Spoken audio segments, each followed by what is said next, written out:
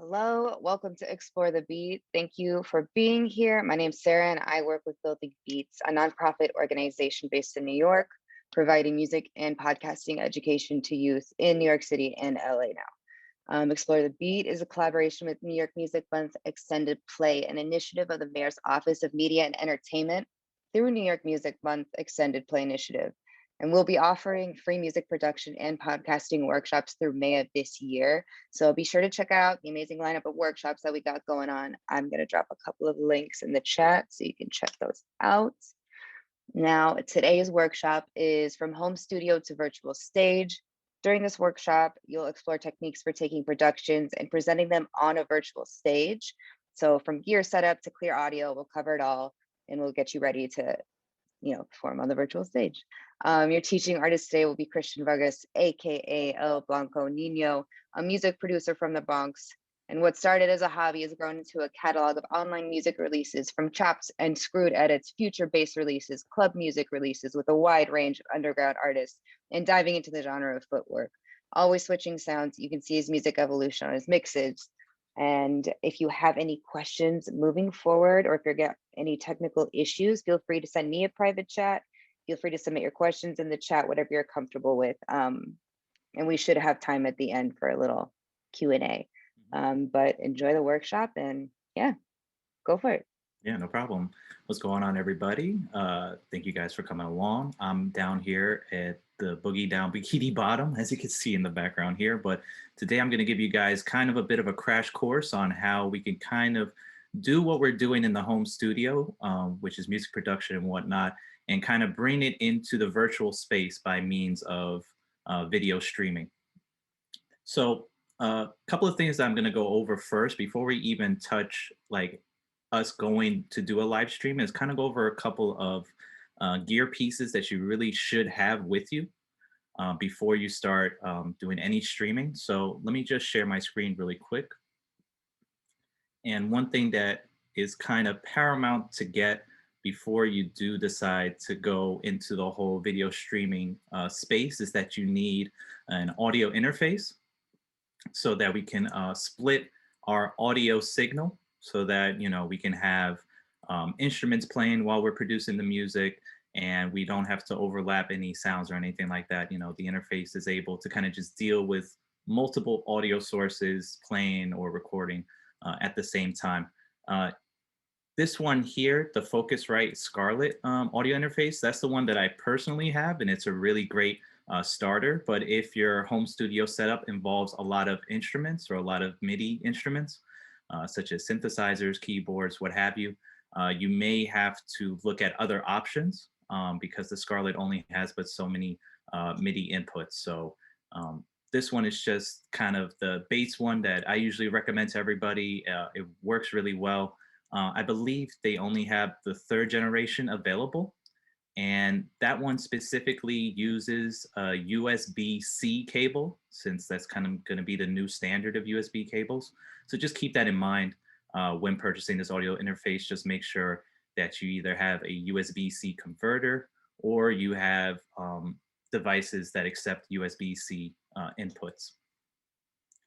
Also, a microphone, obviously, I think is essential if you're going to be talking while you're doing your music production, because 9 times out of 10, you know, while I'm making beats, I can't type in the chat and see what people are saying while I'm doing my music and stuff. So having a mic is very important. Any type of kind of Audio Technica mic, I usually recommend. So let me just put that up really quick. And just traditional, just cardioid microphone, not a performance microphone. You want something that's able to isolate your vocals so you could come out nice and clean. This one in particular, I think is really good. It's under $100, and you know, Audio Technica is a brand that I usually trust. You can upgrade and do other models, but they just get a bit more expensive. So if you're kind of in a budget and you're in a crunch, I would definitely suggest just starting off with this Audio Technica. And then once you start feeling more comfortable recording your vocals and you want to use more professional mics, then you can kind of just open up your budget from there. But definitely this Audio Technica mic is very good. And the Scarlett audio interface that we were looking at earlier is one that I also suggest.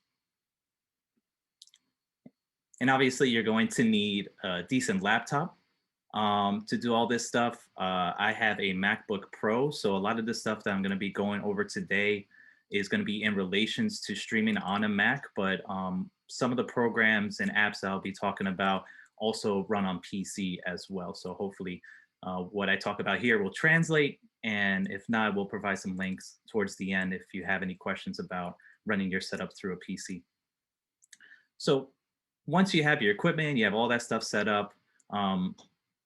Actually, we could also go over webcams as well. Right now, I'm on a Logitech webcam, but you can use your regular laptop webcam if you like. I'll just go over, sorry, I'll look at the Logitech one if you guys want to look at that. This Logitech over here, like I said, fairly affordable.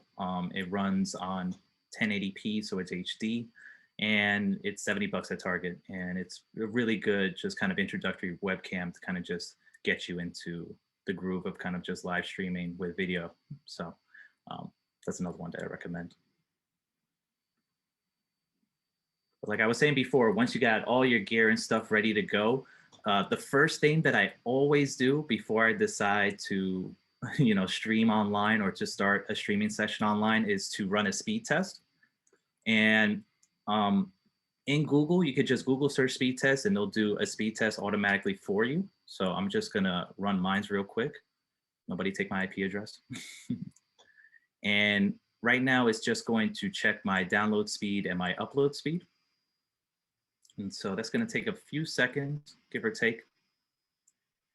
And the numbers that we're shooting for in terms of download speed and upload speed is that for download speed, anything above 25 to 30 megabytes per second is very good for streaming. But what we're really concerned about is the upload speed, because we're going to be moving a lot of data in terms of, our video camera is going, the programs that we're using on top of your music production software. There's going to be a lot of stuff being uploaded for streaming. And so for megabytes uploaded, it should be at the very least, if you want to have a stream that goes smoothly, you want to upload speed that is above 10 megabytes per second. Right now I have it at 33, so it's working great. Right now, as far as I know, I'm not lagging or anything, but just keep those numbers in mind when you're running a speed test. You want to make sure that your download speed is pretty high and your upload speed is pretty high. Now, if you have issues with your internet connection speed, there are ways around it. For me specifically, I'm doing this through a wireless internet connection. And so I do have a router extender in my room here, so it can boost the signal. The one that I got is from Netgear. I'll probably show you guys that a little bit later. But what you also can do is that if you have the ability to do so, if your router is fairly close to your computer, is you can actually run what is a Ethernet cable from the modem and connect it to your laptop if it's able to. And that will give you the cleanest download and upload speed, because it's not being done wirelessly. When you're streaming wirelessly, the connection could go up and down, but if you hook it up with a direct line, the download and upload speed will increase dramatically. And so if you do have the ability to do that, I highly suggest just directly connecting your computer to your router, to your modem, so that you can get the cleanest internet signal, okay? So once you have your speed test down and everything is good to go, we're going to start to go over what programs we want to use to actually kind of put our stream together and kind of broadcast it online. So there's a couple of things that we need to install beforehand. And so there's two big kind of programs that we can use to kind of broadcast our music production streams. And I'll kind of just go over those because they're quite similar, but there's also slight differences as well. So one here that, sorry, let me just move this stuff. I think this is kind of just one program that's been very synonymous with live streaming, and it's called OBS, which is short for Open Broadcasting System.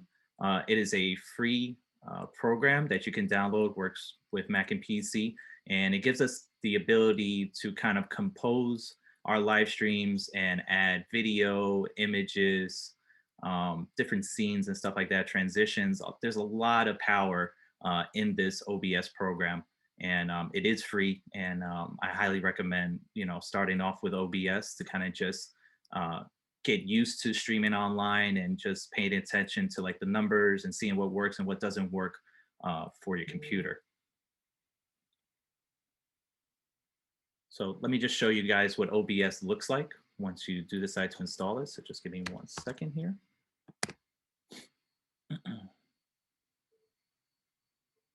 Just hoping this loads up. Let's see where we go.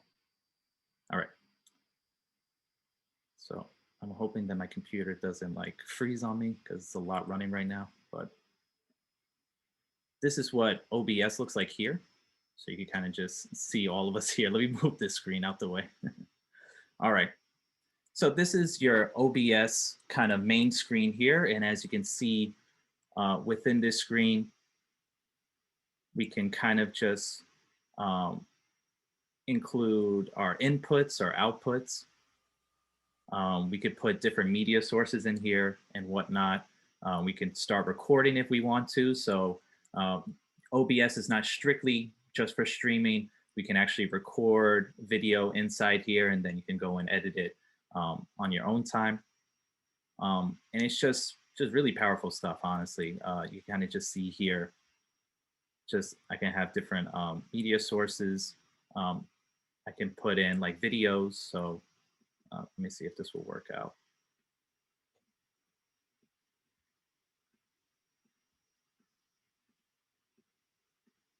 Let me see if I could at least add a video here.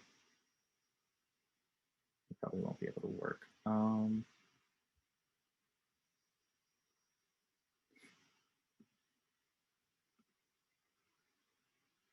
think this one should be okay. So you can kind of see, we could kind of just have a video play in the background here. And we can always just turn it off and turn it back on. What's also really cool is that in this space, we can include other video inputs. So let's say I wanted to have my webcam kind of just pop up here in the display. I'll just show that off really quick. So I'm going to go to where it says video capture device. And I'm just going to go to my camera. And so you can kind of see me there. Obviously, you can see I have a green screen in the back, but we can actually set up OBS with a green screen. And within this green screen, we can add effects or videos or any type of overlays in the background as well. So that's kind of cool. And like I said, we could really dedicate an entire workshop to OBS because there's just a lot of stuff that's going on underneath the hood. But I kind of just wanted to go over this one in particular. Okay. So that's OBS in a nutshell. We'll go over more about numbers and settings with the program in a few. I kind of just want to show this and then also show our next program, which is Streamlabs OBS. So this is Streamlabs OBS here on the site. And people can be quite confused on the difference between Streamlabs OBS and regular OBS because they both contain the OBS name. And the only way I could kind of make the difference between Streamlabs OBS and just the regular OBS software is that Streamlabs, no pun intended, kind of streamlines the video streaming experience. Mostly through Twitch. I would say Streamlabs helps out a lot in that sense. And Streamlabs has a lot of different products that you can download. You could purchase overlays so you can make your videos look more professional and add graphics and effects and stuff like that. I know that you could connect your Amazon Prime account to Streamlabs OBS. You could get like discounts and whatnot when it comes to, adding more products to Streamlabs. So the product itself is free to download, but then there's additional microtransactions that you could participate in if you want to. They also give you a bunch of other options in terms of viewer engagement that OBS doesn't really have. And I'll kind of just go over a couple of those in a second. So let me just show you how Streamlabs OBS looks compared to our regular OBS.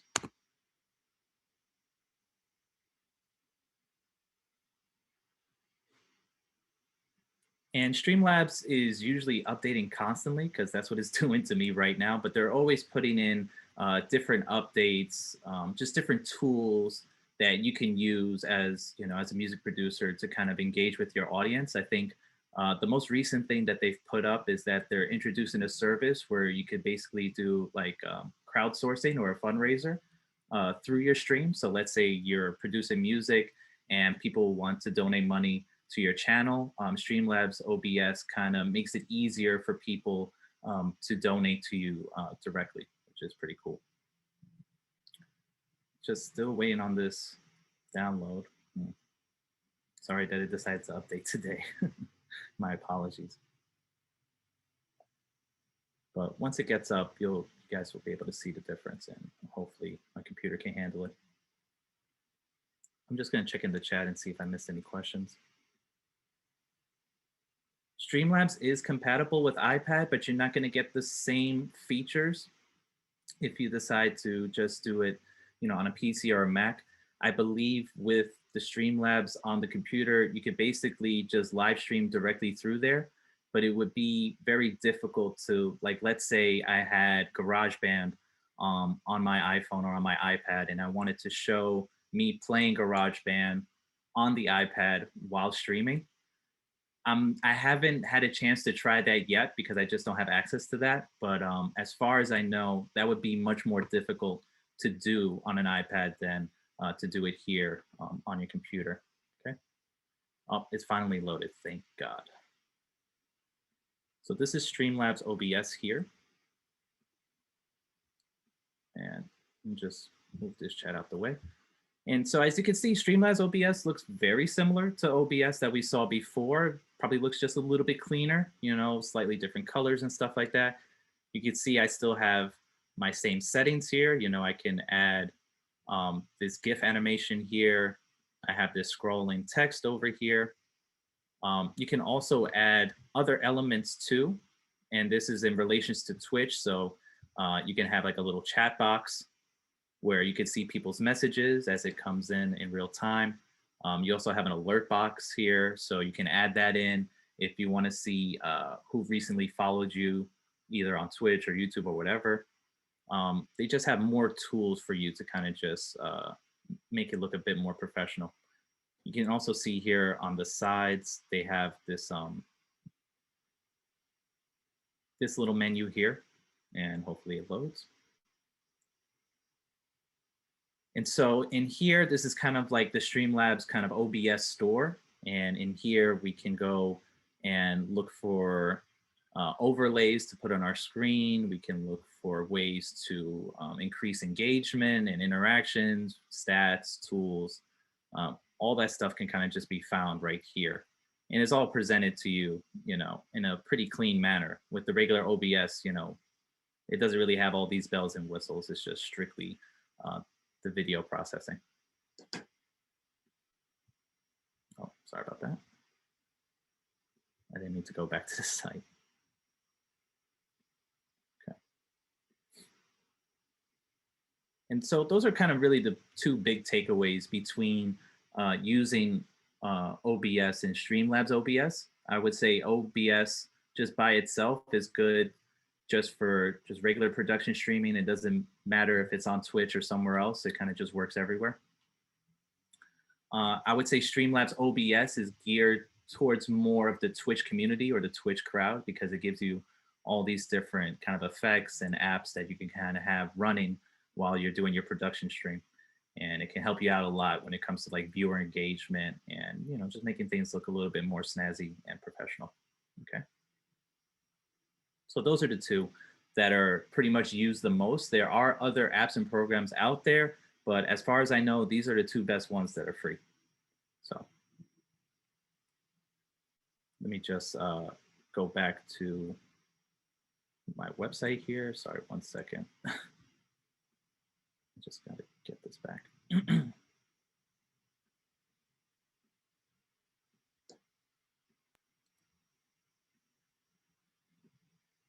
So now that we guys kind of have an idea of Streamlabs OBS versus OBS and kind of just looking at the differences, now I'm going to just show you guys how we're actually going to put all this together and do kind of just a quick crash course on how to basically take what we're doing in music production and translate it to streaming online. So this is for Mac users. Most of the stuff that I'm going over now, so things might be a little bit different up to this point if you're a PC user, so don't fret. I believe most of these programs apply to both operating systems, but for now, I'm going to just be kind of just referring to Mac setups when it comes to streaming, okay? So the first thing that we need to do once we install OBS and all that is that we need to create what is called a multi-audio input. And so the reason why we want to do this is that we want to have the ability to have the audience not only listen to the music that we're playing, but we also either want to speak to them through a microphone or we want to play multiple instruments at once. And so unfortunately, Mac doesn't have it set up where you could kind of just do that right out the gate. You need to download a specific program to create this multi-input device. And I'll show you guys how to do that right now. So the device that we're going to go over to help us out is called Soundflower. Unfortunately, Soundflower hasn't really been updated in a while. So if you are a Mac user with a newer operating system, this may not apply to you, but I'll go over alternatives towards the end of the workshop. But for now, I just kind of want to just show the process and then you can apply that process to other applications, okay? So this is where we have Soundflower here, and it actually shows us how we can kind of create a multi-audio setup inside our Mac. So once you do download Soundflower, what you need to do is, let me just switch my screen sharing to desktop. So what we're going to do is once we download Soundflower and we download either OBS or Streamlabs OBS, we're going to go and do a spotlight search and look for MIDI. And usually the top hit will be the audio MIDI setup. And so we're going to click on that. And you can see in here, we can look at all our audio devices that we have created inside the Mac. And so we have our built-in microphone, we got our output, we also have the audio interface, which is my Scarlett, and we also have audio from the HD webcam because it has a built-in microphone. And since we installed Soundflower, we have a Soundflower 2 channel, which means that we can at least work with 2 audio channels simultaneously. We also have Soundflower as a 64 channel, which means that you could play 64 different channels of audio separately, but don't worry about that. We're really only going to focus on the 2 channel, okay? So to create a multi-output device, that's what we're going to be doing here. You can kind of see how I have mine set up here. And so in order to create this device, you would hit the plus sign. And you would go to where it says create multi-output device. And so once you create that, this will automatically pop up. And inside their multi-output device, we're actually going to click which ones we want to have playing audio. And so for this instance here, you can see I have the Scarlett and the Soundflower. And so those are the 2 that I usually select, is the Scarlett audio interface and then my Soundflower 2-channel audio device as well. Okay. And remember, you can always delete the stuff if you just hit the minus sign. Okay. So once you do download Soundflower, it should show up as an audio device. And then from Mac, you're going to basically create a multi-output. And so you would hit the plus sign, search for your devices that you want to include, and then just make sure that those are checked off. Okay.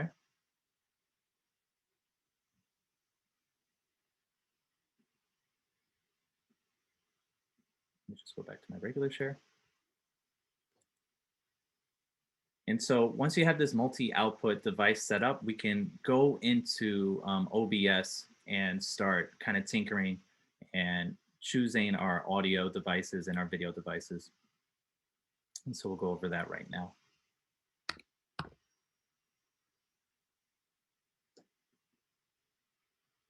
Now, these settings that I'm going to go over work for OBS and Streamlabs OBS. It doesn't matter. So let me just do a new share. Okay, and we're in Streamlabs. Cool. So now that we're in Streamlabs here, we just have to do a couple of settings. And so you can see over here on the controls, we're going to click settings here. And so we have a bunch of different ones. General, streaming, output, audio, video, all that good stuff. The first thing we're going to look at is where it says stream. And in here, we can search for different services. So we can try to log in with Twitch. We can try with YouTube Live, Facebook Live. I'll go over Restream very shortly, or we could do Twitter, but I believe Periscope is not being used anymore, so you don't have to worry about that. For me, I use Twitch predominantly, so I'm just going to click on Twitch here. And we want to usually leave the server as recommended. And then you have to give the stream key. The streaming key is basically a code that is used to help you connect with your streaming service. And that is your personal key code. You do not want to give that to anybody else, because if somebody is in possession of that stream key, they can just go into your personal account and start streaming right away. So you want to keep this key close. The stream key you can find if you do have a Twitch account.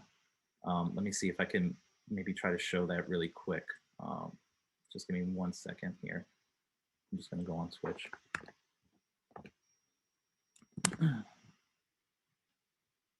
I'm just hoping nothing plays randomly in the background.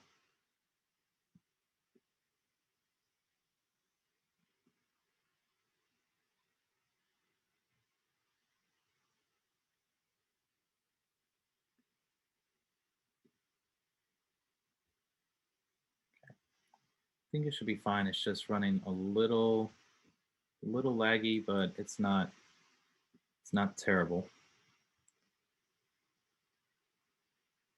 I just want to show you guys what Twitch looks like.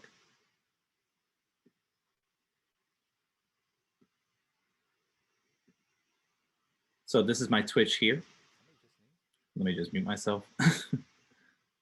You can see I have my videos and stuff put up here. Twitch is just a really great site also for just archiving as well. So if you're trying to record your streams, Twitch kind of archives any videos you make for, I think it's up to 2 weeks. So it kind of just saves a lot of space for your computer, because you're going to need that space. But when you do create your own Twitch profile, you're able to get that stream key, and then you're going to go and put that into OBS before you start streaming. Okay.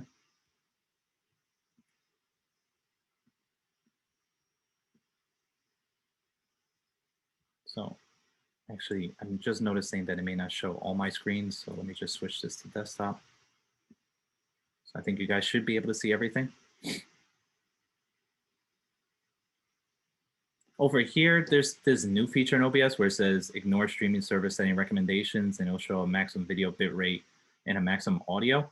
I'll show you guys bit rates and stuff like that in a minute, because looking at these numbers, these are really high, and I wouldn't necessarily recommend that for your music production stream, because the higher the bit rates are, the more power your computer needs to kind of put it up online through streaming, and you can encounter errors, slowdowns, or just a complete shutdown of your live stream if your bit rates are just too high. Okay, so that's the streaming portion. Let's just check out the output. And so these are my output settings here, and you can see that my video bit rate is much, much lower, and my audio bit rate is definitely a lot lower. I would say for me personally, these work out the best. And the stream still looks pretty clear and clean. And I would say start off with these numbers first. So if you guys want to kind of just write these numbers down, your video bit rate, you want it to be between 2000 and 2500 kilobits per second. And your audio bit rate, it doesn't need to be at 320. You could kind of get away with either doing it at 128 kilobits per second, or you can do 192. Or if you really want to get that high quality sound, maybe 256 at most. But if you try to do 320, just make sure that your computer is up to snuff, at least for that sense. Also here, you can see that we can record our streams. So we went over that earlier. You choose different recording formats. MKV is a very big format. So if you want it to be a bit more compressed, I would suggest saying switch to either MP4 or FLV. QuickTime Movie is okay, but it only really works with QuickTime. I know MP4 kind of works everywhere, so that's how I usually leave it. But 9 times out of 10, I'm usually not recording as I'm doing my streams because it takes a lot of PC power. So if you do decide to stream, take a look at the services that you're streaming to, like Twitch, Facebook, and YouTube, and see if they have the option to archive your video so you can look at it and download it later. Okay. Over here in the audio section, these are my sample rates here. So my sample rate is at 48 kilohertz. That's what you're going to be using when it comes to streaming audio through your music production software like Ableton or Fruity Loops. Usually, if you're doing audio just on your computer, it's usually done at 44.1. But for streaming, you're going to have it at 48. And then for your audio device, you're going to just leave it with your sound channel, your 2-channel here, okay? And make sure that your channel's in stereo. This meter stuff you don't really have to worry about. Obviously, if you have more audio devices plugged in, then you may have to introduce more Soundflower channels, or you could just put the 64-bit one if you're doing more than 2, okay? But just keep that in mind when you're doing the audio.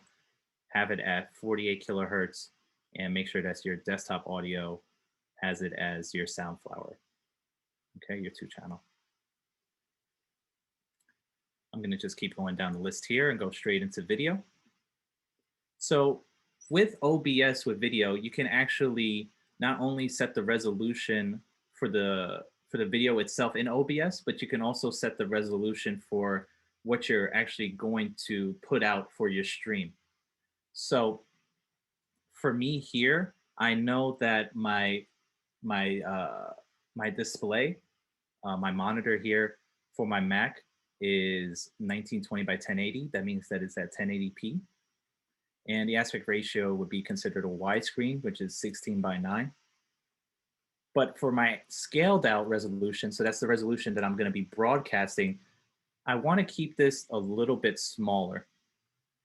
So usually I leave it with this display resolution. This would be 1280 by 720, which is 720p. And so the reason why I do this is that it actually helps out in terms of keeping the stream stable, because it doesn't have to scale the resolution at such a high definition. Just bringing it down from 1080 to 720 makes a difference in terms of how your stream will kind of be throughout the show. Because sometimes you may have your resolution, your output resolution be too high, and it could lead to a lot of lag and kind of just not a good time when you're trying to do music production, okay? Over here, we have what is called a downscale filter. So this is just the way that it is kind of putting the video together in real time. So you can either have it very high quality, which would be this option here. So that means that the scaling is going to look very sharp and it's not going to look very blurry. But the problem is that takes up a lot of computer power. So I don't traditionally recommend that if you're just starting off with live streaming. I usually just either do what is called the bicubic option, or they've done this option too, which is called area. And it kind of just has more scaling options for you during the stream. So it's not going to just completely, just lag out or go really slow. With Area, it's able to refresh things very fast. Your video is not going to lag or anything like that. So you could choose either these two, the Area or the bicubic. And then over here for frames per second, you might have seen sometimes when people are streaming like video games or anything like that that requires a lot of just high quality visuals. They'll usually be streaming at 60 frames per second, which is a lot. And so obviously the more frames you have, the more power it's going to take. And for me, I've been pretty comfortable with using just 30 frames per second. That's traditional for like movies or film and stuff like that. It's usually around there. 30 frames is good enough for me. The picture quality looks fine. But like I said, if your computer can handle 60 frames per second, go for it. But if you're just starting out and you just want to test things out, I would say start at 30 first, and then kind of just move up from there and see how your PC kind of reacts once it starts streaming. Also in OBS, we can do hotkeys here to either stop the streaming or to start it or anything like that. And you can kind of just do this by clicking the plus button and kind of just adding different commands. You can write the commands in here too. So if I wanted to start the streaming, I can just say that it's the space bar. If I want to stop the streaming, it would be the delete bar. And you can just do that. But we're not going to be really using hotkeys because we're going to be doing music production. So something might happen when you're working on a beat and you accidentally hit a key and then something bad happens. So don't worry too much about the hotkeys here once you're starting off, until you just get more comfortable with kind of just live streaming. Over here in advanced, you really do not need to look at any of this stuff. Maybe if you want to enable stream delay, what that does is that it kind of gives like a cutoff point where if the computer is kind of acting up and there's just too many processes going on, it will automatically kind of just set up a delay so that the computer can kind of play catch up, if it's freezing or lagging or anything like that. So that's one thing to look at as well. Okay. Like I said before, those are the general settings that I use before I start streaming. And I'm kind of just going over those pretty fast, but if you guys need specific numbers or anything like that at the end of this workshop, just please let me know. Okay. And so this is what we have up to this point. I just added this little text here. Don't mind it. But now that we have all those settings out of the way, now we can actually start opening up our production software and seeing how it looks in OBS and seeing how the computer reacts to us playing music while having OBS open. So I'm going to start that off now. So the program that I'm going to be using is Ableton Live, but what I'm going to be doing in terms of the processes is very similar to Fruity Loops or Pro Tools or Logic or any of those. Okay. So let me just open up Ableton. Let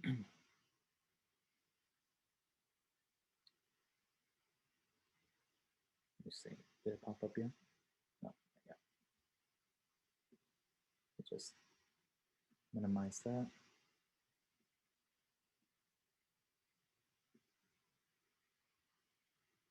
See. Sorry, it's just taking a little bit long to load. So once it pops up, we'll start moving forward. Okay, cool. Now we got it.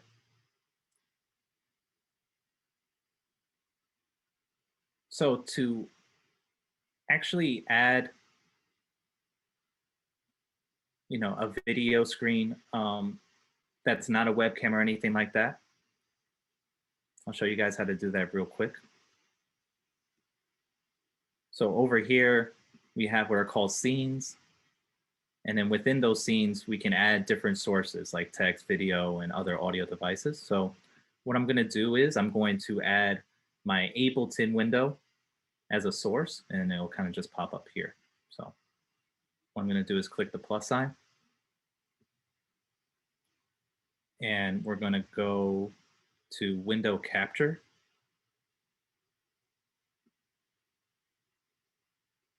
click OK, or you can just name it whatever you want. So I'll just name this Ableton window.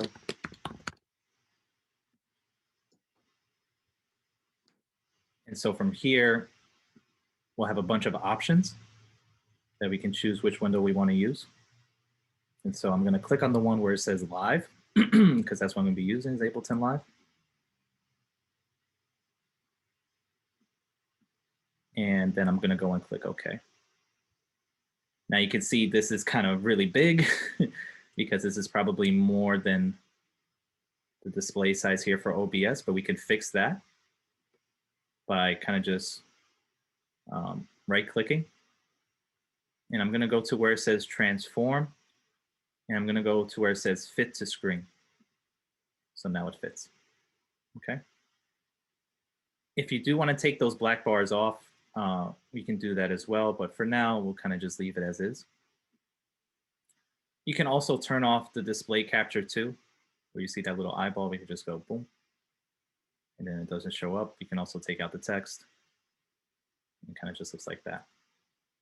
We can also bring the text to the front by kind of just moving the order of our sources here. So our Ableton window is our top source, but if we bring it all the way down, now we can have our audio text kind of just pop up here.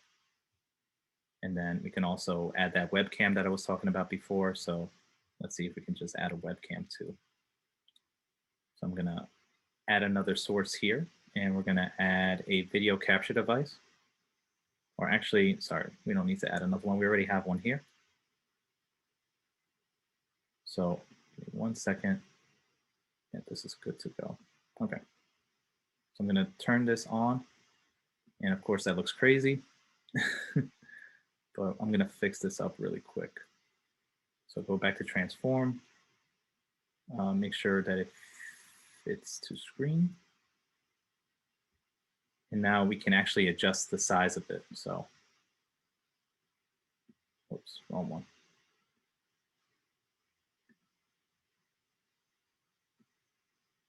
And so we can kind of just do that. And you'll see that a lot in terms of like streaming formats. You usually have the person kind of just either on a corner or just somewhere around in this window to kind of provide a face to the person that's doing the music. And so you can kind of just leave it right there. Okay.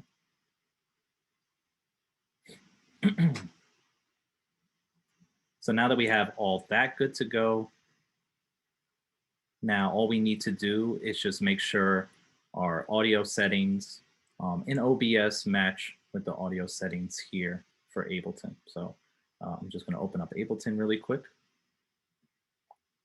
And let me just share my screen for the Ableton. So just look at that by itself. So in your music production software, you'll need to go into your audio preferences. And so I'm going to go into my preferences here. And okay, that pops up. I think unfortunately you won't be able to see the screen. Let me just do a reshare. Okay. I think everybody can see that, right?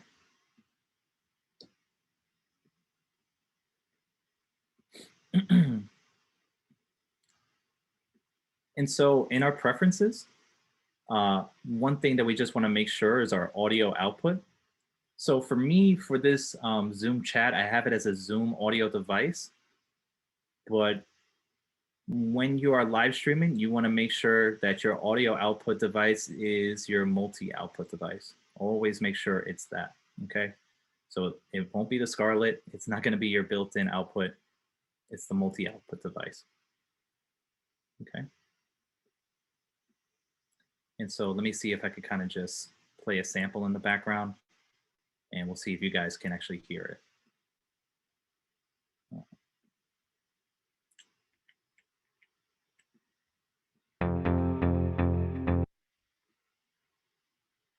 And so I'm just going to load that up. And I'm going to just lower the sound a little bit. I'll just let that loop. If you guys can't hear the loop while I'm streaming, please let me know, because then that means I have to adjust my preferences, but I'm assuming everybody can hear it.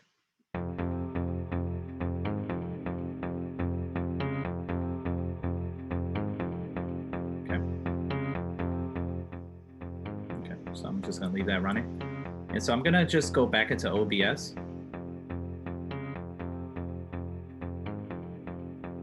And so now you can see in my audio mixer, you can see that Ableton is playing here. So that means that we know we're getting a signal. And from here, we can kind of adjust our values.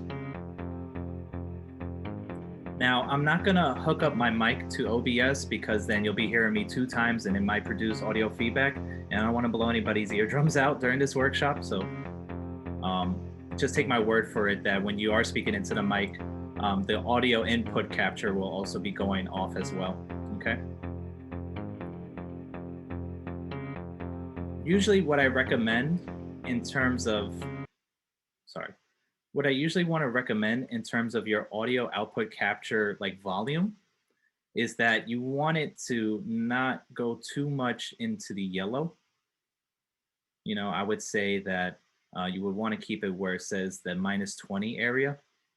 And you would want your mic to be a little bit louder than the music that's playing so you don't have to scream over the song that you're making, okay?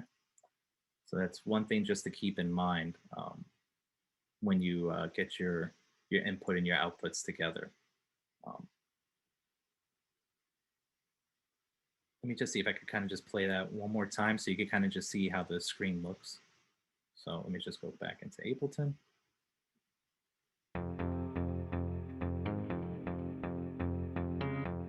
And you can see that the window is playing it here. It's just playing it a little bit slower, and you can actually see on the lower right-hand side what's going on. So, you know, the CPU usage is pretty low, but my frames per second is not doing so hot right now.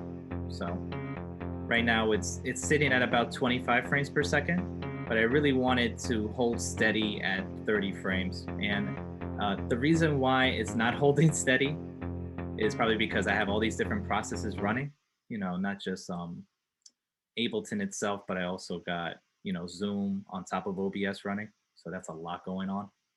But most of the time, the CPU usage should be pretty low up to that point because we haven't even started streaming yet.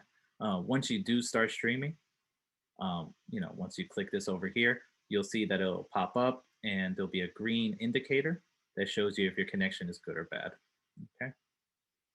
And so that's kind of just like a quick rundown on kind of, you know, taking your music reduction software here and kind of just translating it to streaming online using OBS, okay?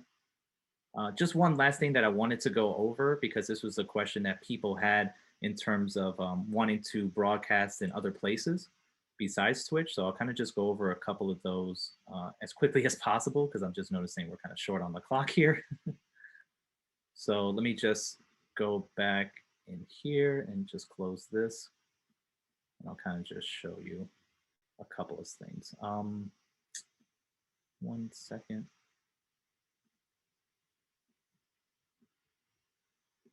So like I said before, Twitch is one of the go-to spots to do just video streaming. But there's also this other website called Restream. And Restream is a service which gives you the ability to kind of just use OBS and kind of broadcast simultaneously on different social media platforms. So you can broadcast on Twitch and Facebook Live and YouTube Live simultaneously. Now, I don't always recommend Restream for everybody because it really depends on how powerful your internet connection is and your PC. But if you feel like you want to give it a shot, Restream is free to use. And yeah, give it a go. You know, if you want to really just attract all different fans and kind of, you know, do the multi-streaming, Restream is probably one of the go-to programs to check out. Now, Restream can broadcast to all these different ones here, like Twitch, Facebook, and YouTube, but it cannot do a broadcast to, let's say, like Instagram Live. And so I know there's a couple of people, or you might see on Instagram, people just making beats and all that. And while it's cool to make beats on Instagram Live, 9 times out of the 10, the audio quality is trash and maybe the video quality is not that good. So there's actually a program that lets you do all your production stuff, your OBS stuff. You can do it right on the computer, but still broadcast it to your Instagram account. It's a free program. It's called Yellow Duck. And that's what Yellow Duck basically does. You can go live on Instagram from your computer with OBS or Streamlabs OBS or any other streaming software.